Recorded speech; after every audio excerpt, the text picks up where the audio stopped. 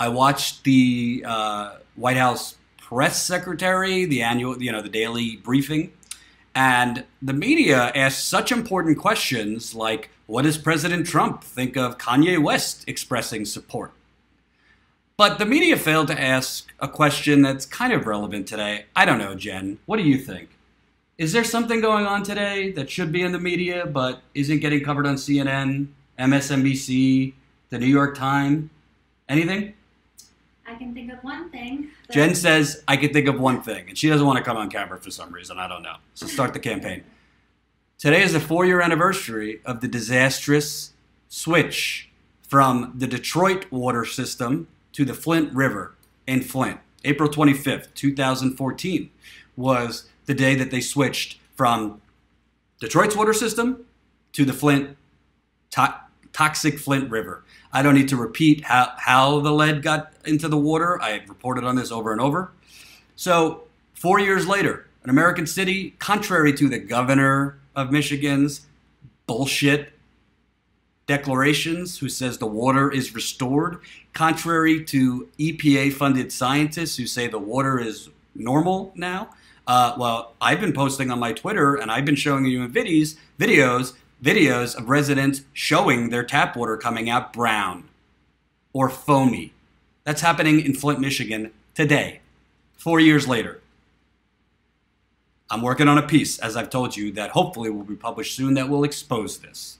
And expose, frankly, cooked up science being used to declare crisis over and move on. So what you have here is an American city being poisoned, but it's been normalized. Have you heard on CNN or the New York Times or the Washington Post anything about Flint recently, other than regurgitating what the EPA or Governor Snyder tells you?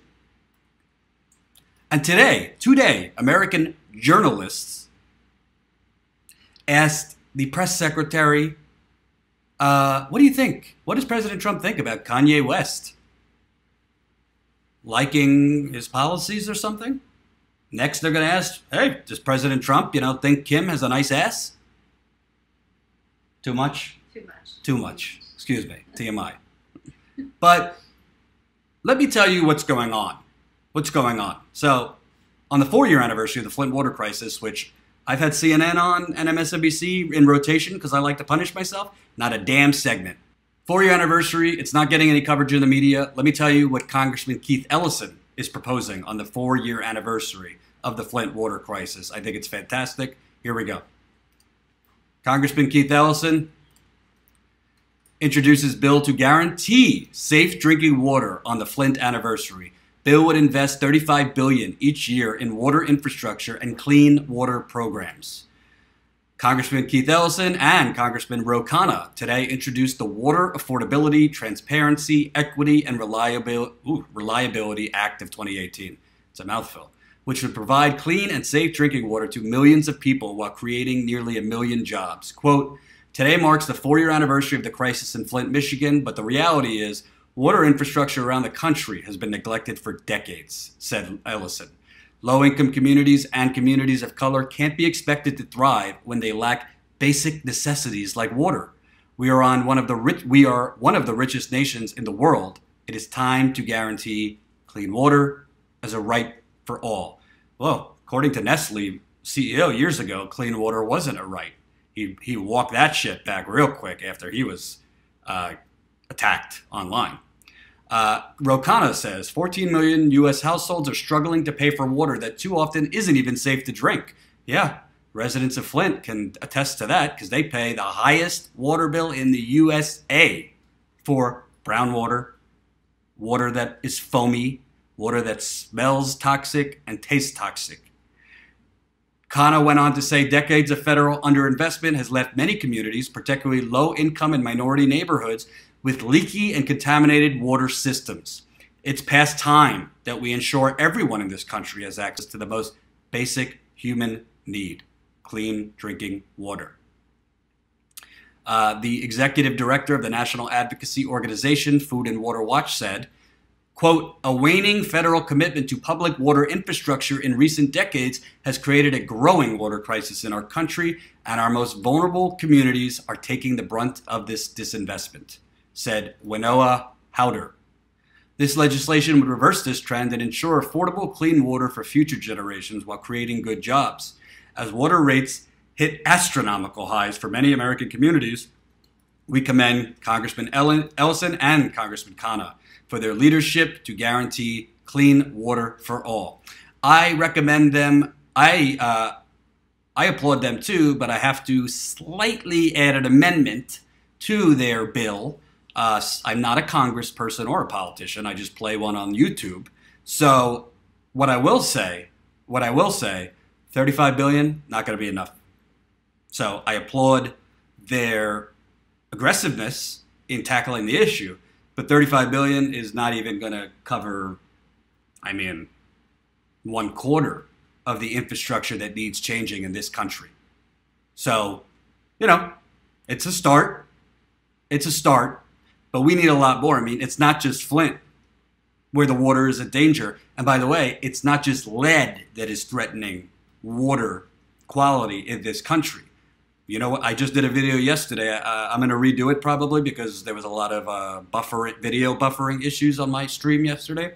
But you have landfills with nuclear waste that has been dumped at these landfills. One is in St. Louis area. It's called the Westlake Landfill. Bill Gates is the majority shareholder, by the way, in the company that owns that landfill. You have nuclear waste, uranium specifically, that is underneath the ground at these landfills. And guess what? Most of these landfills don't have the proper sealing. So groundwater is being contaminated at many, many landfills around the country. You have U.S. Army bases that we're now seeing groundwater contamination near the Army bases because the Army bases have a lot of chemicals and waste on premises that are leaking into local groundwaters. I could go on and on. I cover this quite a lot. Art just said, I live in Chicago. I wake up with real bad headaches some days. My dog had a tumor every 2 years for 6 years, had 5 tumors grow last year. Well, guess what? Guess what, Art? Teresa just did a video. Teresa just did a video yesterday. Again, if you're coming to this late, Teresa Joy has been contributing on this channel. She's an independent reporter. She's going to be going live a couple days a week. Teresa just did a video. In the homes tested in Chicago recently, they found 70% of the homes tested in Chicago, not East Chicago, Chicago, Illinois, had elevated levels of lead. Not to mention East Chicago, Indiana, where I was on the ground 6 times, which has a lead contamination epidemic. Not just lead, but arsenic. So on today, the 4-year anniversary of Flint, let's remember it's happening everywhere. And frankly, it could be happening in your neck of the woods. And you frankly don't know because your local politicians are not doing their jobs. And the state environmental agencies are not doing their jobs. You seeing any complaints of buffering? No. Okay. And the EPA, by the way, there's this notion that all of a sudden the EPA's got so horrific under President Trump. I think Scott Pruitt is a danger, and I have a story on him that I'm going to talk about later. But the EPA has been awful for years, pre-Trump. I have seen in my reporting in Flint, I have seen in my reporting in East Chicago, I've seen in my reporting in North Carolina, there's a lot of questionable, cooked up science being used to declare water safe. In Flint, in East Chicago, in Wilmington, North Carolina, and beyond. So, what are the residents of Flint doing on the 4-year anniversary today? Let's take a look. Residents rally on the 4-year anniversary of the Flint water crisis. It's been 4 years since the city of Flint switched to using the Flint River as its water source under state orders. A whole series of events from the vehicle city to the nation's capital took place on Wednesday to remember this anniversary.